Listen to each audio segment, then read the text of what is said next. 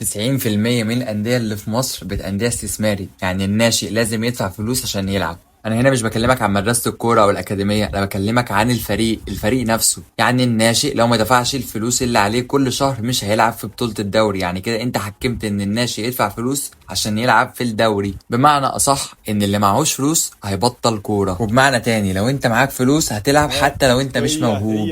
العاشر ممكن تفتكر العاشر. يا الله يا الله يا فاكر الفيديو بتاع شيكابالا اللي انا قلت لك خلي بالك منه في الاول؟ شيكابالا هيكمل كلامه وهيفهمك ليه مواهب قلت في مصر. عشان الكرة ابتدت تقلب، يعني اللي ابوه غلبان ما بيلعبش كوره دلوقتي، اللي اهله معاهم فلوس هم اللي بيلعبوا كوره فعلا. فعلا يا عم، ما تعملش نفسك مش عارف. كلام شيكابالا فيما معناه ان تلات ارباع اللعيبه هم الفقراء اللي مقضيين تلات ارباع يومهم في الشارع بيلعبوا كوره. انا عايزك بس تبص على الارضيه اللي اللعيبه دول بيلعبوا عليها. الارضيه دي ممكن تجيب لاي حد صليبي من غير افوره. ده غير ان 90% من مراكز الشباب دلوقتي مقفوله او معموله كافيهات.